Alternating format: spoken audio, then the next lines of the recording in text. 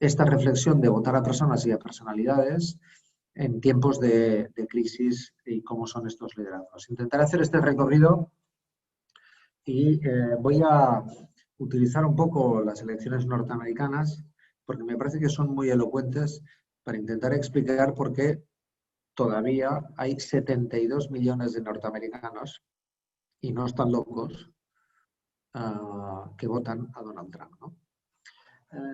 Mi punto es que esta pandemia está dejando una huella emocional en la gente muy profunda. Seguramente de aquí un año, 3 años, 4, 5, 10, cuando la pandemia esté totalmente controlada, espero que sea muy pronto, a muchas personas en cualquier lugar del mundo, de cualquier edad, de cualquier condición, cuando les pregunten, recuérdame algo importante que te haya pasado en la vida o que te haya impactado o que haya sido determinante en tu carácter y en tu proyecto vital. Muchas personas dirán la pandemia. Es decir, la pandemia está dejando una cicatriz emocional en donde la incertidumbre es la nueva normalidad y el pasado se vuelve atractivo por nostálgico. Y esto es un punto importante. Cuando el presente no es suficientemente seguro y el futuro no es prometedor y es incierto, la nostalgia del pasado actúa. La nostalgia del pasado refuerza todavía más esta idea de anclarnos en personas a las que podemos entregarles en un momento dado de manera poco razonable, incluso irrazonada, digamos, en forma de esperanza recuperada hacia un tipo de propuesta política que te mueva hacia el pasado, dado que el presente, digamos, es problemático y el futuro es incierto, ¿no? En ese sentido, y con esta huella emocional de que les planteo, creo que los electores cada vez van a mirar más el carácter de los candidatos y candidatas, sus valores y sus resiliencias, ¿no? En definitiva, aquí le vamos a dar el timón, ¿no?, de lo colectivo en una noche oscura, con un mar embravecido y con una tripulación miedosa.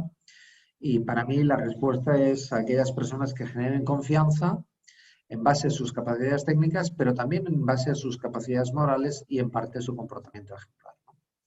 Es por eso que, a mi juicio, la decisión del voto ya no es solo una expresión de identidad o de vínculo o de pasarela, ¿no?, de identificación con un determinado proyecto ideológico, sino que pasamos de lo que entenderíamos de una democracia de partidos a una democracia de personalidades políticas en donde la reacción y el grado de aproximación que tenemos cada uno de nosotros respecto a la personalidad del candidato o la candidata y lo que estos nos ofrecen son los que definen la elección.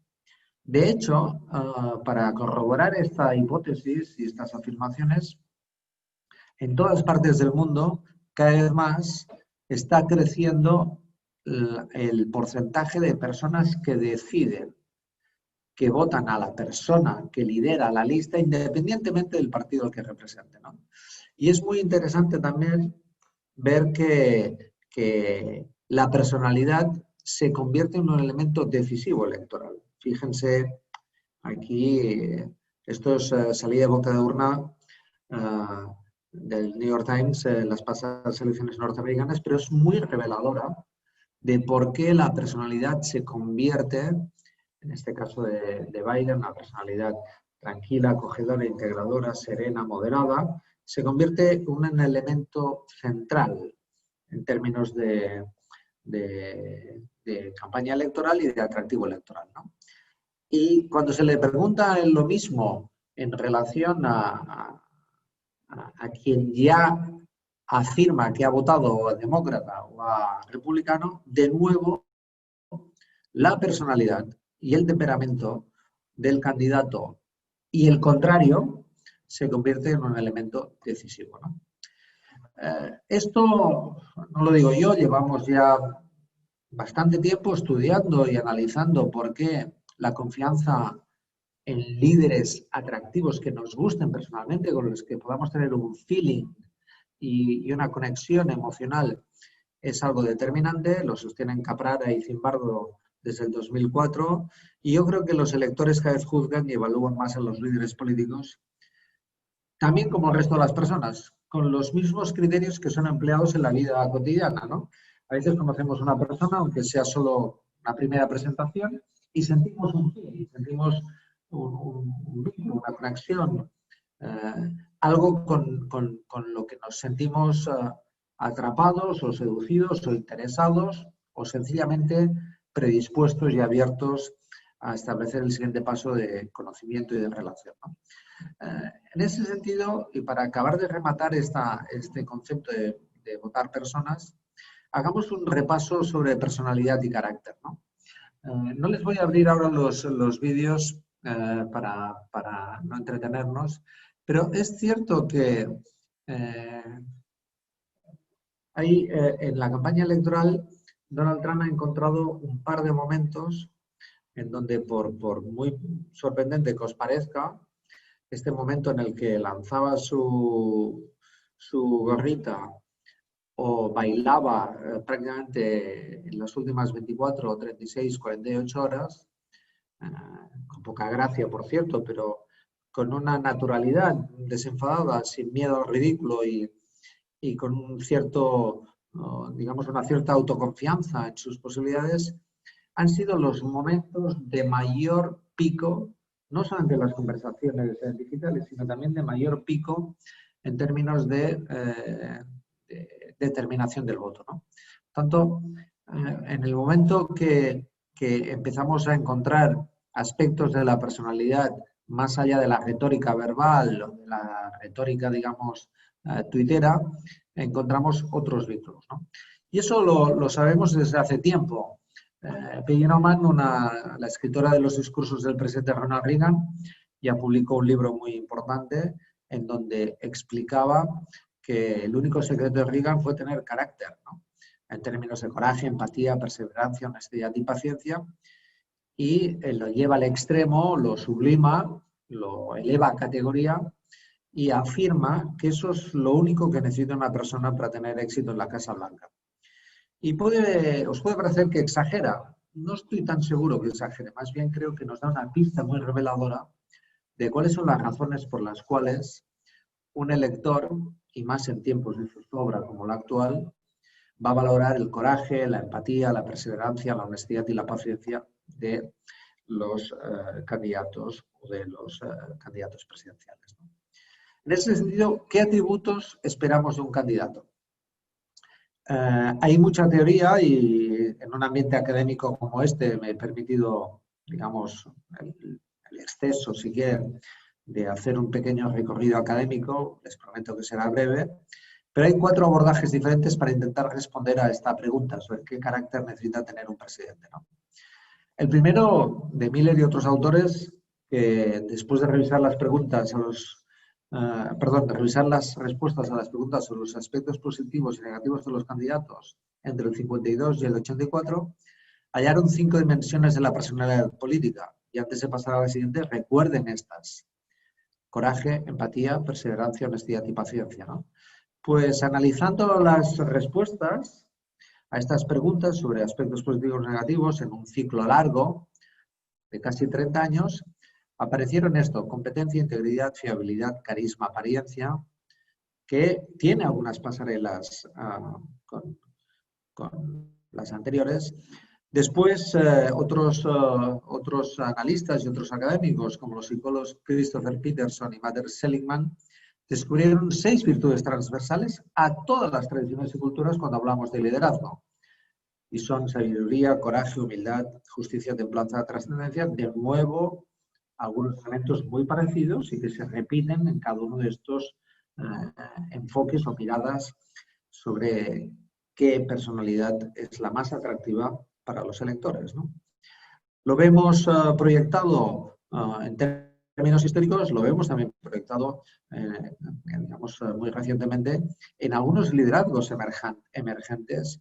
Y esta respuesta de Ocasio-Cortez a un insulto machista a un político yo creo que es uno de los ejemplos de de esto que apuntan Christopher Peterson y Seligman, de sabiduría, coraje, humildad, justicia, templanza, trascendencia. No lo voy a, después lo pueden ver. El español José Luis Álvarez, en su libro Los presidentes españoles, se inspira en una matriz muy interesante de Barnes Naye sobre por qué los estilos transaccionales y los estilos de liderazgo transformador inspiracional pueden permitirnos una parrilla en la que agrupar o clasificar los liderazgos, ¿no? Por ejemplo, cuando hay un objetivo transformacional de la nación y hay un estilo inspiracional, pues aquí podemos agrupar algunos tipos de personas, ¿no? Cuando lo que hay son objetivos incrementales y el estilo es transaccional, también podemos ver otro tipo de liderazgos. En fin, me parece que es una pelea interesante para esta reflexión y que vale la pena. Y finalmente quiero recomendar David Barber, que ordenó los atributos de carácter de todos los presidentes estadounidenses en 4 tipos, ¿no? Activo positivo, activo negativo, pasivo positivo, pasivo negativo, ¿no? Los primeros quieren lograr más resultados, los segundos quieren mantener el poder, los terceros quieren ser queridos y los cuartos enfatizan sus virtudes y buscan la trascendencia ejemplar, ¿no? Evidentemente, Donald Trump es claramente un activo negativo, quiere mantener el poder a toda costa, incluso cuando pierde las elecciones, y es revelador que esta incapacidad de aceptar la derrota democrática o la derrota en un sentido psicológico de la palabra expresa muy bien el carácter de Donald Trump. Ese es un título fuerte de Woodward que le hizo 17 entrevistas y buscó un título yo creo que muy sugerente y que expresa mucho el carácter del presidente de los Estados Unidos. Ojo que la rabia de Donald Trump es parte de la ira y de la frustración y de la rabia y de la decepción y del miedo de millones y millones de norteamericanos. Por lo tanto, ahí hay un vínculo emocional, un vínculo de identificación, ira, rabia, miedo, rabia, y por lo tanto, ahí hay uno de los caudales, lo veremos un poquito más adelante, de por qué Donald Trump sigue siendo atractivo desde el punto de vista electoral. Esta es la pregunta que me quiero hacer en este paréntesis de por qué sigue siendo atractivo, por qué a muchos sectores que nos estén representados, identificados con la oferta electoral y la política tradicional, Donald Trump les representa, ¿no? Tiene que ver con esta idea del canalla, ¿no?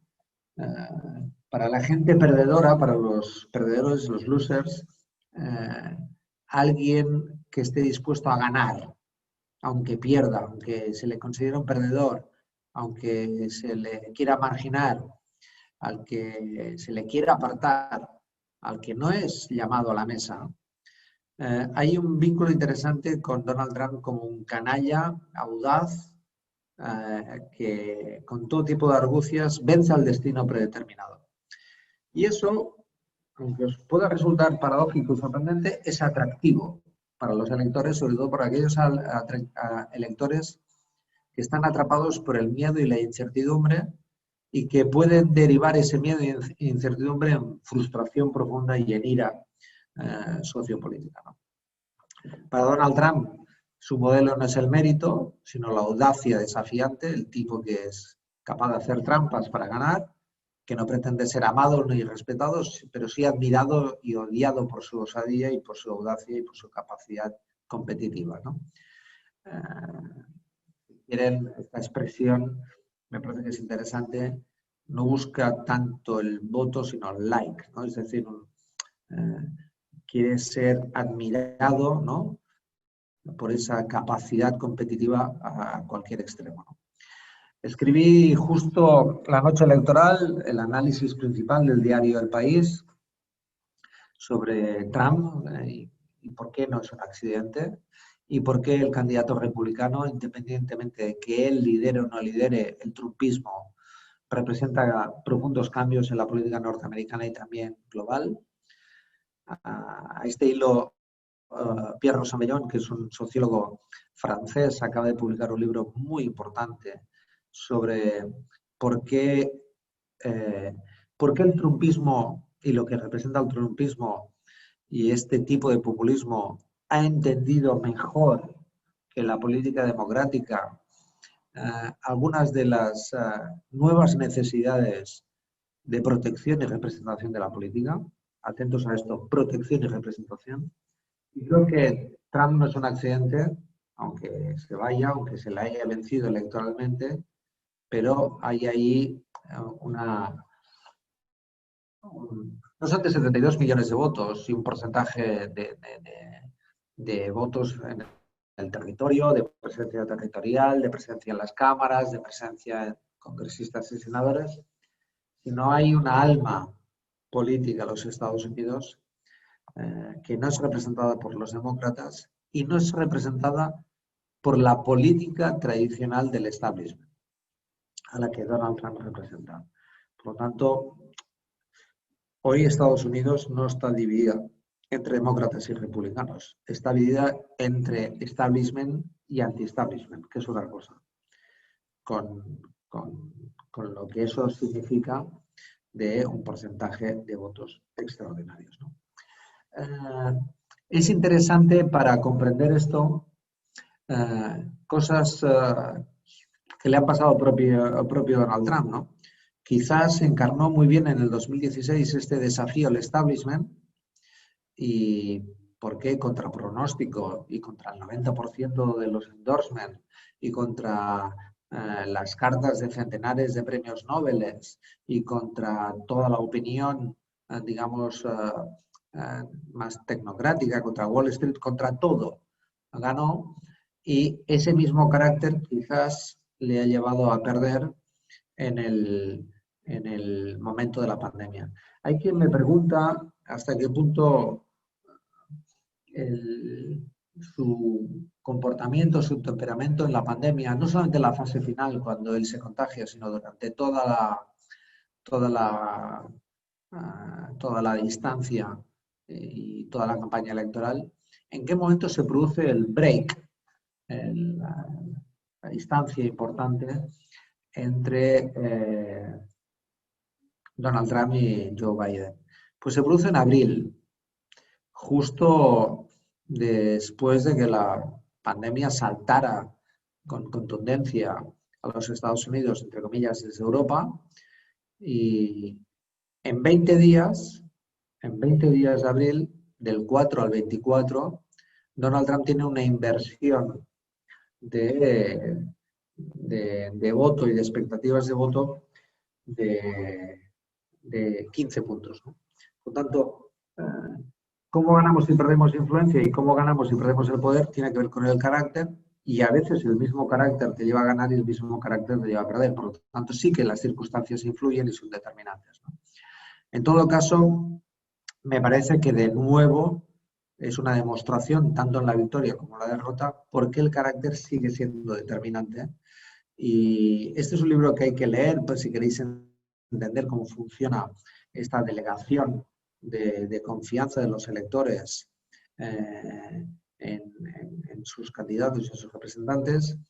Y me parece que vale la pena que tengáis presente esta idea de que el exceso del poder o los atributos con los que uno gana las elecciones pueden ser los mismos con los que uno las pierde, o puede cambiarte el carácter y aquello con lo que ganaste puedes perderlo en el poder, que es lo que dice este libro, y me parece que vale la pena que lo tengáis presente.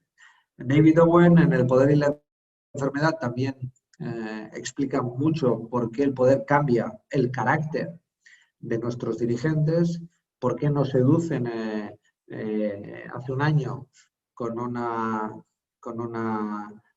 determinada actitud personal y un determinado carácter, y por qué incluso con ese mismo carácter o cambiándolo y modificándolo por el ejercicio del poder, eso se configura en el elemento central de valoración de los electores a la hora de opinar o de valorar a sus candidatos. Se le llama el síndrome de Ubris o la adicción del poder, y es algo que recomiendo que podáis estudiar para comprender por qué se pierde con lo que se gana o por qué se pierde lo que tenías en el ejercicio del poder, ¿no? Abraham Lincoln lo expresaba muy bien en esta sentencia, y con esto cerramos esta parte, de que todo hombre puede sobreponerse a la adversidad, pero si queréis conocer realmente su carácter, lo sabréis cuando tenga poder. En este tramo quiero explorar un poco en la pandemia otros caracteres que han tenido capacidad competitiva en esta crisis, ¿no? En un momento excepcional de miedo e incertidumbre, me parece que en este círculo perverso, ¿no?, de desconfianza, incertidumbre, miedo e ira de la que os hablaba antes, con una política democrática enferma, con nostalgia del pasado, el rearme moral, aquellos que son capaces de entender, abrazar y canalizar los estados de ánimo de alta emocionalidad tienen un plus, digamos, competitivo. Fijaros lo que digo con esto y lo que voy a afirmar con rotundidad. Para mí, cada vez más, los estados de opinión son estados de ánimo. ¿Qué quiero decir con esto? Que la gente acaba pensando lo que siente en su interior, lo que siente en su corazón, lo que siente en su estómago, sus emociones, y eso se convierte en estado de opinión. Por lo tanto, aquellos liderazgos que son capaces de tener y de comprender el capital cognitivo emocional, recientemente el año pasado escribí un libro sobre gestionar las emociones políticas, son aquellos que en esta crisis especialmente pueden, yo creo que entender, abrazar, canalizar, integrar, digamos, eso, abrazar el estado de ánimo y protegerlo con no solo en lo físico, como un gesto, digamos, de metáfora de la protección, sino también de esa política capaz de abrazar a aquel que necesita ser consolado o aquel que tiene miedo, que está desesperado, que está frustrado, ¿no? Creo que cada vez más hay que volver a mirar con atención el presente. Creo que esto es uno de los elementos centrales para la política democrática. Me parece que esto obliga también a otro tipo de capacidades de nuestros líderes, ¿no? De gente más centrada y orientada no tanto a la superestructura, sino al metro cuadrado de la gente, que entiende el corazón de las personas, porque si no otras fuerzas menos democráticas entenderán mejor sus tripas, ¿no? Jacinta Ardern es un representante de este tipo de liderazgo. Creo que esa capacidad de cuidar, de proteger, de entender, de comprender es fundamental cuando se quiere dirigir y cuando se quiere representar. Y esa idea del soft power, ¿no?, un poder suave pero fuerte, basado en la amabilidad y la calidez, que tiene que ver, que está inspirado también en otras culturas, digamos, milenarias orientales como la japonesa, y me parece que esta es una reflexión que os quiero dejar de Keiko Fukuda, que fue la primera mujer con la máxima categoría de judo, y que hablaba de la fortaleza de la amabilidad y de la belleza, ¿no?, como esta idea, digamos, de una fortaleza suave, pero fortaleza en definitiva, ¿no? Creo que estamos en un momento donde los moderados, sensibles, la gente sobria y atenta, los serios, amables, son los ganadores. El resto creo que son chantas y son prescindibles. Esta pandemia va a dejar una línea muy fuerte entre aquellas personas que entienden lo que está pasando y aquellas que se piensan que simplemente lo que viene es un continuará. Esto no va a ser un continuará, esto es un reset, un reinicio de todo, de la política, de la economía, de las relaciones internacionales.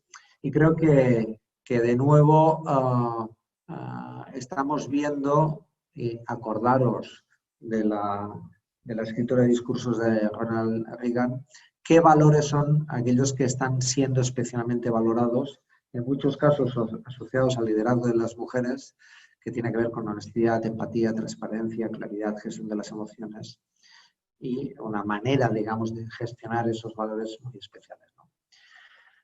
Los viejos liderazgos prepandemia, que ya vienen, digamos, lesionados por una larga década de deterioro de la percepción de la política democrática, abro y cierro paréntesis, desde el 2008 la percepción de los ciudadanos en Latinoamérica, en toda la región, de confianza en la política, en los partidos y en las instituciones sigue bajando.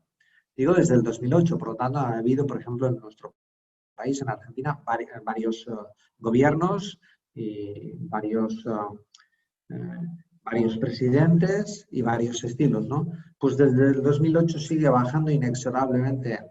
Estamos ya en porcentajes por debajo del 20 en relación a la confianza con la política democrática, con las instituciones democráticas, con los instrumentos democráticos, partidos, etc.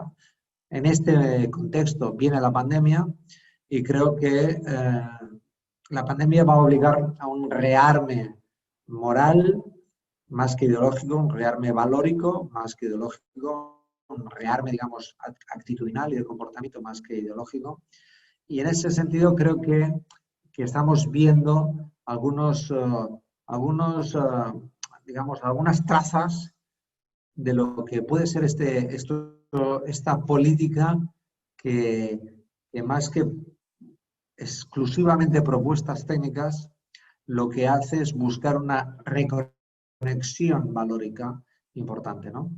Esta es Ruby Bridges, una niña que fue la primera niña afroamericana a asistir a una escuela de blancos en el 1960, y el equipo de Kamala Harris fue especialmente hábil al publicar este montaje con la sombra de una niña proyectada en ella, con este vínculo, ¿no?, de 60 años, ¿no? 60 años para llegar, digamos, de la primera afroamericana que se en la escuela de blancos a la primera mujer vicepresidente de los Estados Unidos, ¿no? Del vínculo con la historia, del vínculo con los valores, del largo hilo rojo de la historia, ¿no?, que te vincula con valores y emociones, me parece que es un buen ejemplo de lo que estoy hablando, ¿no? Kamala Harris lo recordó en su tweet diciendo: podré ser la primera mujer, pero no seré la última. Las niñas hoy verán que hoy este es un país de posibilidades, ¿no?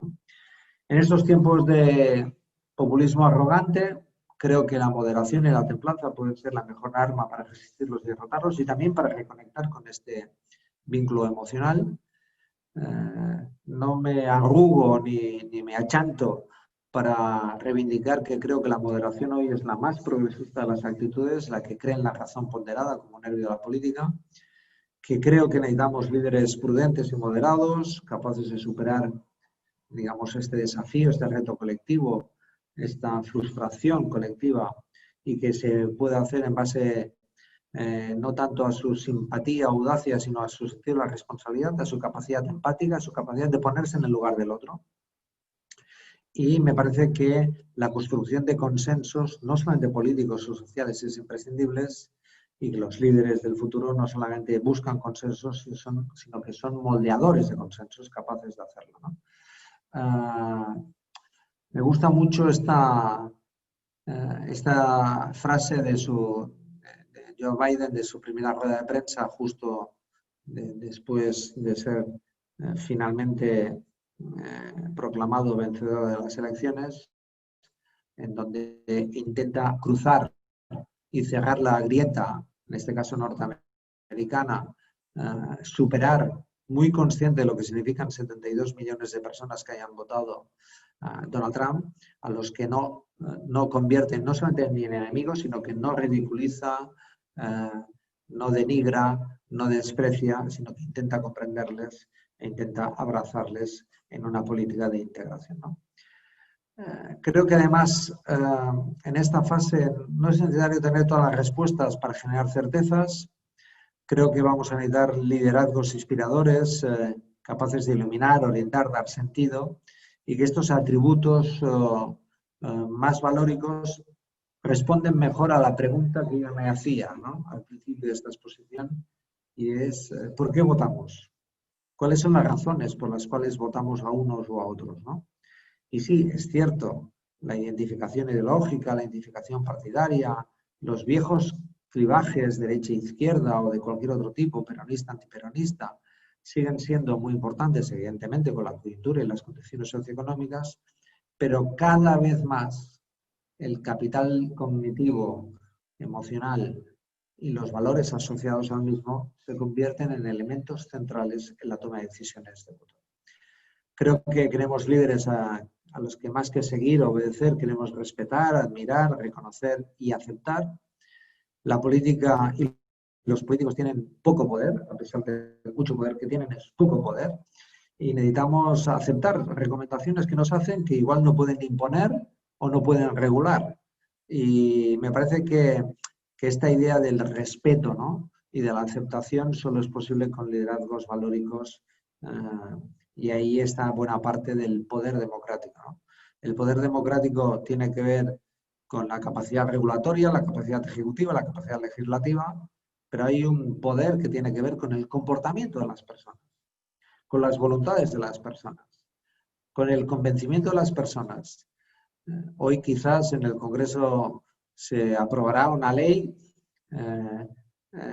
que es sobre el aporte voluntario de grandes patrimonios personales. Y desde el punto de vista político tradicional, pues se estará viendo la capacidad del gobierno de imponer una ley y de imponer, digamos, una norma, ejecutarla, pero al final lo que tienes que ganar es la razón. Hay que convencer a las personas con un patrimonio importante que esto es una buena idea, que es razonable, que es solidario, que es justo, que es honesto y que es inteligente ser rico en una sociedad próspera, que ser rico en una sociedad pobre es el fin, que no hay paredes, ni murallas, ni countries, ni espacios que te protejan. Y hay que convencer más que imponer una ley. A veces la política se reduce simplemente con toda la legitimidad a imponer una determinada ley, imponer una determinada medida, pero lo que necesitamos es convencer a ciudadanos de ponerse una mascarilla o convencer a ciudadanos con un gran patrimonio que hacer una aportación, digamos, en estos momentos no solamente es justo, necesario y solidario, sino que además es inteligente. Muchas gracias, espero que os haya sido útil y ahora me lanzo a la vorágine de vuestras preguntas, voy a ver cómo está el chat y nada, espero que os haya interesado. Muchas gracias, un abrazo. Muchas gracias, Anthony. Así, a la distancia ya lo veo a Javi aplaudiendo. Maru, que es nuestra experta en aunar las propuestas de las preguntas, vayan dejándolo. Vamos a considerar el tiempo que Anthony nos pidió, que tenía 1 hora, así que no nos vamos a extender. Te dejo el espacio para que hagas las preguntas, a ver cómo es con eso que tenemos. Vale, buenísimo. Estuvieron haciendo algunas preguntas, por ahí algunas quedaron en privado, así que las fui articulando. Bueno, para presentártelas de manera más bien unificadas, las armé en 4 grandes grupos de consultas.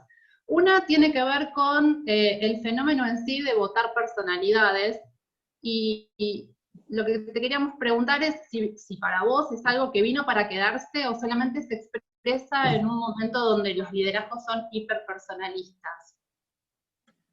Bueno, no lo sabemos con certeza. Mi hipótesis es que sí vino para quedarse. Por 2 razones. Una es que la aceleración vital en la que estamos atrapados en nuestra cotidianidad, todo es muy fugaz, todo es muy rápido, todo es muy acelerado. La oferta de todo tipo, informativa o de cualquier otra cosa, es disruptiva. todo crece menos una sola cosa, que no puede crecer, que es el tiempo de atención. Un segundo sigue siendo un segundo, una hora sigue siendo una hora, un día sigue siendo un día. Por lo tanto, los seres humanos tenemos una capacidad muy limitada de crecer disruptivamente como crece nuestro entorno. Nuestro entorno crece disruptivamente en tema de oferta de información, de oferta de productos, de oferta de servicios. Esa aceleración vital, esa agitación vital, hace que nuestra capacidad cognitiva y nuestro tiempo de atención se reduzca muchísimo. 4 o 5 segundos antes de tomar grandes decisiones, como seguir o no seguir en esta charla, o como seguir o no seguir, digamos, en cualquier otra de las circunstancias que os podéis imaginar. Con paciencia cognitiva reducida y gran aceleración del contexto del entorno, las intuiciones adquieren una capacidad directiva extraordinaria. A falta de tiempo de maduración y de reflexión, la intuición toma el mando, ¿de acuerdo? Toma el mando, toma el volante. Y al tomar el mando y tomar el volante, los parámetros con los cuales decide la intuición, la emoción, no son los parámetros con los que puede decidir, digamos, otro tipo de procesos cognitivos. Y es en ese terreno en donde oferta abundante, bien escaso, que es el tiempo, aceleración del entorno, paciencia cognitiva limitada, creo que da una oportunidad a que la conducción basada en la intuición, en el instinto, ofrezca a la personalidad de los candidatos una oportunidad especial de conexión y, por lo tanto, que muchas decisiones las estemos tomando en base a eso. Un dato que explicaría esto, Maru, sí, es en los últimos 10 años, el porcentaje de personas que toman su decisión de voto el último día o las últimas 48 horas no para de crecer en todo el mundo. O adentro del cuarto oscuro. Exacto. Es decir, ¿qué está sucediendo? Que al final, el elector, la electora, siente que debe su pálpito tiene que ser el definitivo, ¿de acuerdo? Y no quiere dejarse atrapar por una discusión ideológica o por tener que dar una explicación de a quién va a votar, ¿no? Y por lo tanto, hay un pálpito final, ¿no? Entonces, eso me parece que tiene que ver con esta aceleración vital y esta paciencia cognitiva que tenemos, y por lo tanto hay una sobredimensión y una nueva centralidad a lo intuitivo, a lo emocional, a lo instintivo, ¿no? Esta sería una razón por la cual creo que las personalidades, votar personalidades, ha llegado para quedarse. Sí. Hay otra... La segunda, espera, déjame darte la segunda razón por la cual, perdón que me haya alargado, pero es que me parece que es relevante. La segunda razón por la cual creo que las personalidades han llegado para quedarse tiene que ver con esto último que decía al final casi de mi intervención, con los límites del poder. Al final, no hay suficientes policías para vigilarnos, ni suficientes normas para embridar y garantizar el interés general, ni suficiente poder para fiscalizar el cumplimiento o no de la norma. Al final, o estamos convencidos de que ponernos el barbijo es bueno para nosotros, para nuestros familiares y para nuestros compatriotas, o no tienes policías para perseguir a quien no se lo pone, ¿de acuerdo? Es decir, al final, en muchas cosas importantes, el comportamiento personal es más transformador que la norma o la regulación. En ese terreno, la ejemplaridad del líder lo es todo.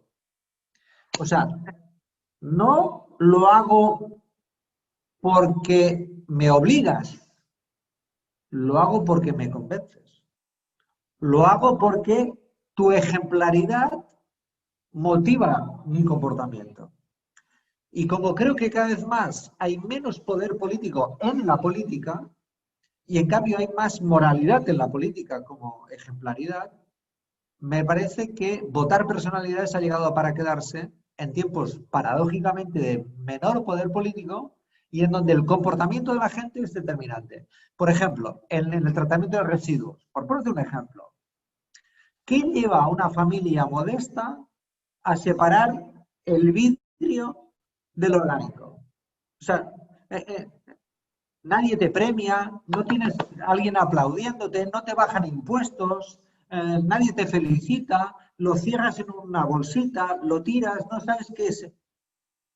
Pero hacerlo salva el planeta o puede salvar la Argentina. Entonces, es el comportamiento al final, individual y colectivo, el que puede transformar las condiciones sociopolíticas y socioeconómicas cuando es inspirado e inmovilizado y motivado por la ejemplaridad moral política. Por eso creo que la personalidad va a tener nuevas oportunidades. Perdón, pero es que este punto era muy importante para mí. Además diste respuesta a algunas cuestiones que te iba a plantear, así que avanzo. Por otro lado, una serie de preguntas entre los participantes. Aparecieron algunas cuestiones vinculadas a si las personalidades no pueden estar en algún punto, en algún sentido, tapando la capacidad o incapacidad en la gestión. Entonces, Cristian, por ejemplo, uno de nuestros fieles metamórficos, planteaba una propuesta clara, con clara interpretación social, con argumentos sólidos y beneficios precisos, pero con un candidato pobre en personalidad. Ese candidato necesariamente perdería, y ahí te lo vinculo con otra cuestión para que te puedas explayar. ¿Cuáles serían entonces los límites de los consultores en esto del coacheo, ¿no? ¿Hasta qué punto tenemos que intervenir o no?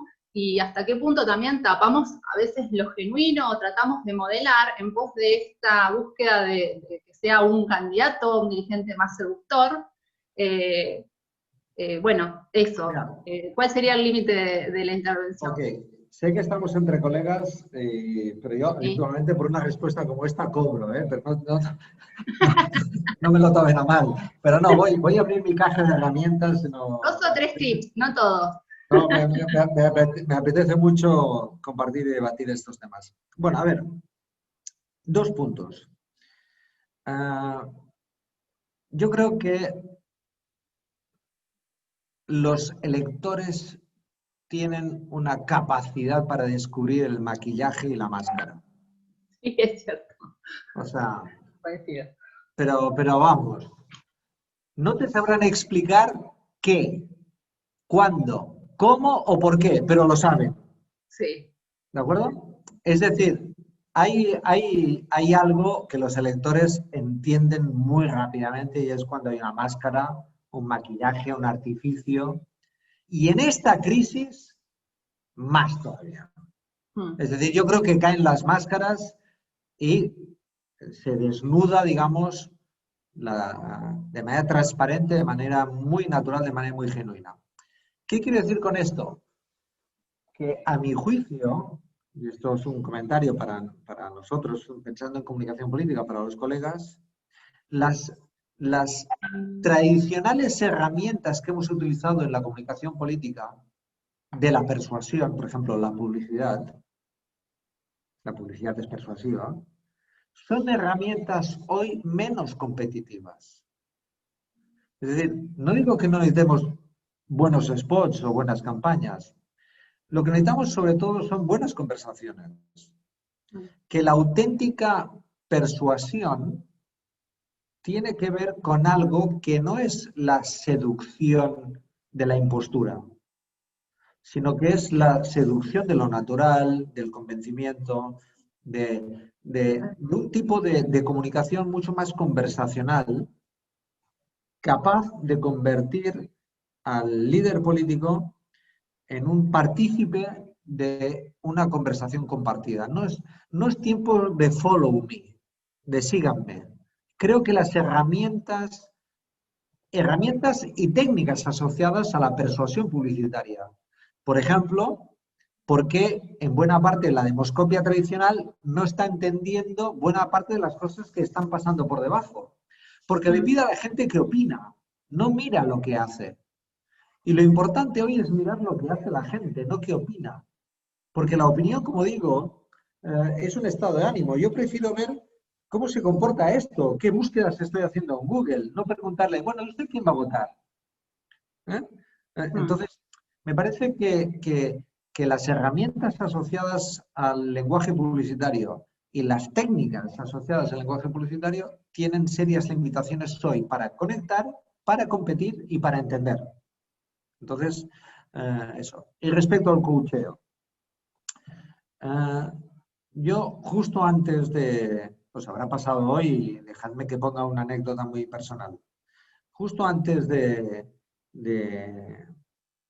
esta charla, de esta conversación, yo he tenido un coacheo con un candidato que estaba en un debate electoral, que iba a un debate electoral determinante. Y quizás esto tiene que ver más con mi libreto, ¿no? Con mi manera de trabajar o de entender. No quiero ni arrogarme la pretensión de poner esto como ejemplo, ni como método, ni como consejo. Os cuento simplemente lo que me ha pasado a mí, ¿no? El candidato estaba, ¿sabes?, muy atrapado en intentar demostrar que el guión que le habíamos preparado, que las sesiones, ¿sabes?, que las preguntas y respuestas, que se sabía el tema, ¿no? El personaje. Es que lo sabía. Entonces, cuando he visto que lo que quería era superar un examen, entonces, mira, la única cosa que tienes hoy que dejar claro es explicar por qué quieres ser. Explicar el por qué. Si te crees que esta campaña o este debate lo ganarás con el quién, el qué, el cuándo, el cómo, el para qué, el para quién, y no me explicas el por qué, vas a perder. Y por lo tanto, cariño, relájate, vete al cuarto de pensar. Cuando tengas tu por qué, vuelve al Zoom y me lo cuentas. Vuelve al Zoom y me cuentas cuál es tu por qué. Porque al final los electores, más allá de tus competencias y de tus capacidades, van a pensar, ¿no?, ¿por qué este tipo quiere representarme? ¿Y cuáles son sus razones de fondo, ¿no? ¿Cuál es su por qué? Entender el por qué es determinante, yo creo, a la hora de tomar una decisión electoral. La búsqueda del sentido, ¿no? Sí. Anthony, vos hablabas de la moderación como uno de los atributos de liderazgo que considerás importantes en este contexto. Liderazgo progresista, era más audaz, liderazgo progresista. Liderazgo progresista. En sistemas políticos como por ejemplo el de nuestro país, que bueno, estamos muy lejos del consenso, mucha polaridad, te diría la grieta en una máxima expresión, ¿no crees que la moderación puede ser vista como un signo a veces de debilidad? No es una opinión personal, simplemente es algo que escucho por ahí, ¿no? Que se buscan liderazgos posicionados. Entiendo que la moderación que vos nos compartís, moderación progresista, tiene que ver con una moderación también, con posicionamiento ideológico y con capacidad de diálogo, pero en esto que comentabas vos también hace un momento sobre medición de opinión pública y demás, han aparecido en algunas mediciones esta, si se quiere, característica como una debilidad del liderazgo. No, agradezco mucho la pregunta porque me parece que es central, ¿no?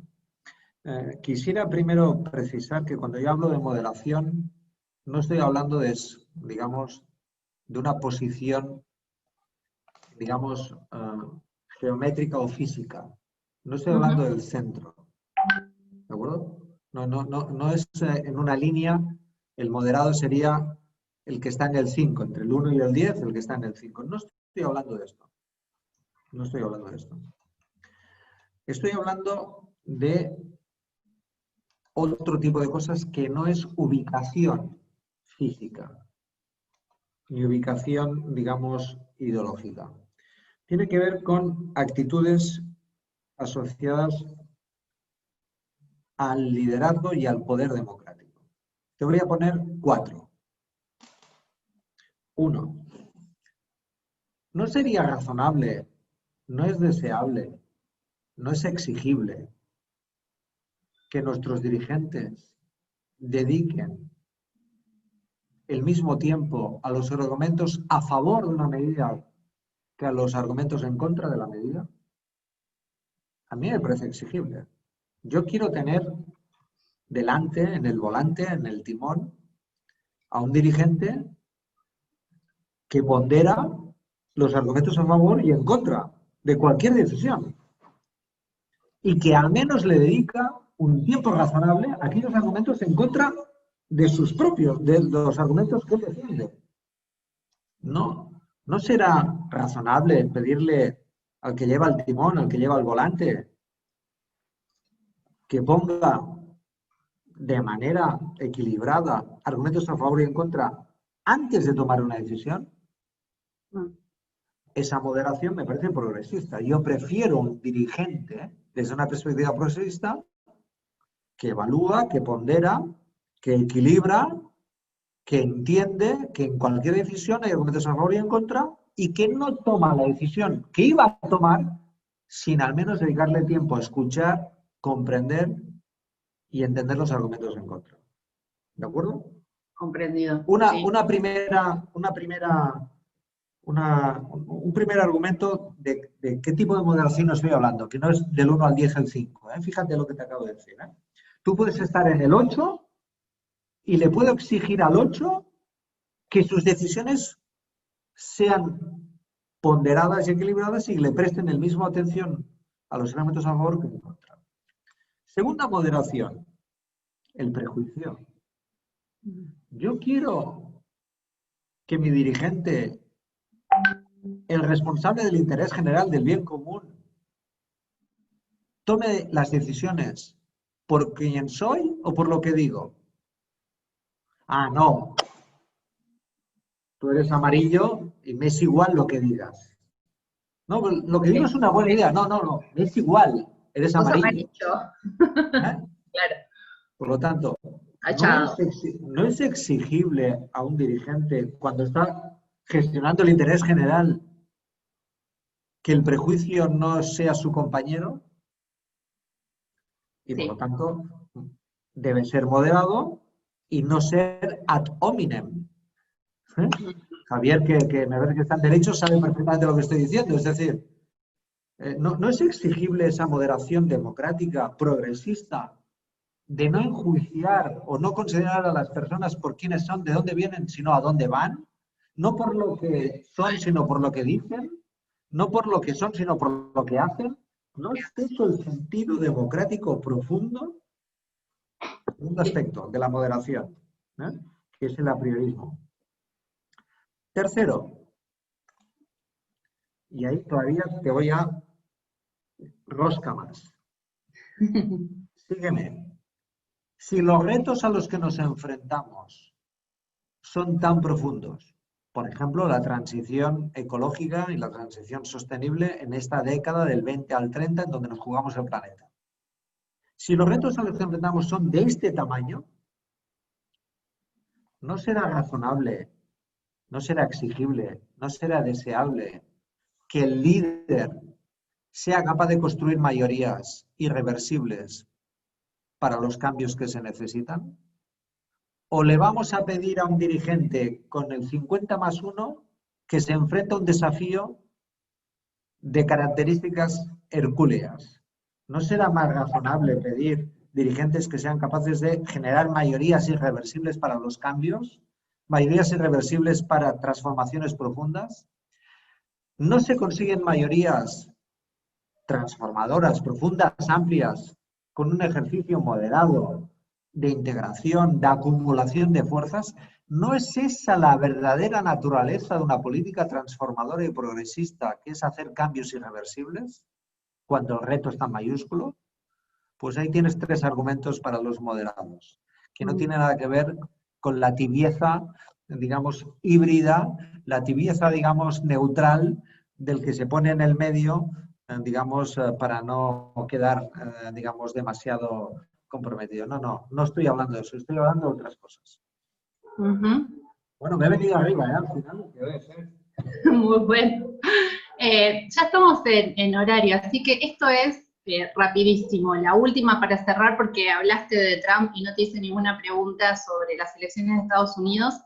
Biden ganó porque no es Trump, Biden ganó por sus características personales, Biden ganó por su propuesta de gobierno. Entonces pregunto, ¿esta legitimidad de origen que le dan las elecciones, en los años que le toquen por delante de gobierno, yo te escuché muchas veces decir que el electorado recuerda las promesas de campaña y que después eso es como un contrato que se firma y va a estar esperando cosas, ¿no?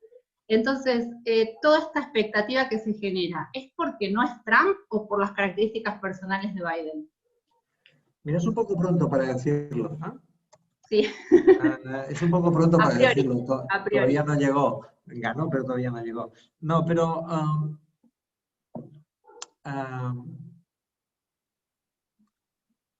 Trump inevitable, digamos, cada vez la elección era más un referéndum, un plebiscito. Claro.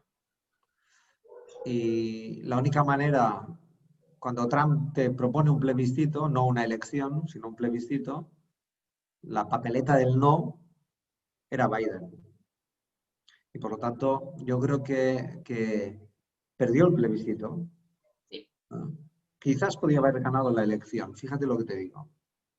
Podía haber ganado la elección y perdió un plebiscito.